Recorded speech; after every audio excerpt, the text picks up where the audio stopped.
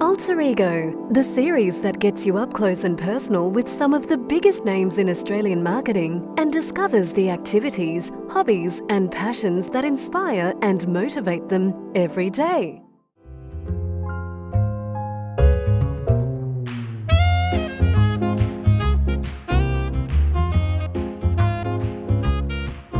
I've always had a passion in music, but the first time I got introduced into playing jazz at school was just a light bulb moment.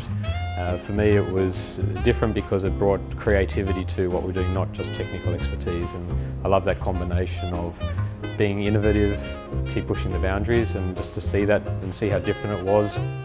I tend to find when I listen to jazz, particularly jazz I haven't listened to before, I actually get energised by it. My heartbeat goes up. I'm involved in exploring what the artist is doing and trying to understand, how they've arrived at what they're doing. So it's a really involved process for me to listen, that you just get so in the moment. It takes you into a different space.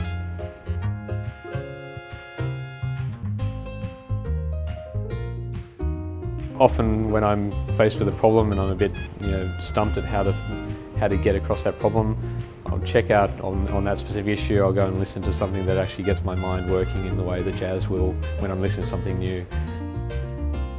I see a lot of parallels in jazz and my career.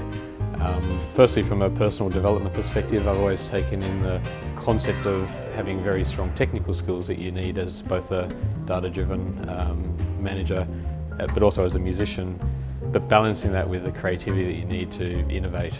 And often we see that problems arise when you focus on too much on one side or the other and don't try and get those two in harmony. So I've always tried to create that balance between creativity and capability. Having an emotional engagement with the audience needs to be a two-way interaction. It can't just be a one direction, and it can't just be transactional. And as a jazz performer, you're wanting to create that interaction with the audience and respond to their feedback during a show and adjust as you go forward. And we see the same as much for a loyalty program and how you evolve that business. We want people to be loving the program, emotionally engaged, and also to get great value out of it, but we also need to adjust to their feedback as we go forward. In looking at the journey that jazz as a field has gone on and the jazz musicians went on, and looking at where we are today with data and analytics and the potential for that to really thrive and the innovation that's going to get driven in the next 10 years off this.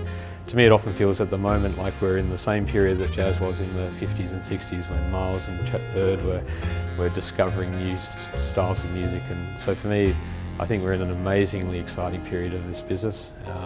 Red Planet, but a lot of other businesses are going to be on a big ride of discovery over the next 5 years, and it feels like the start.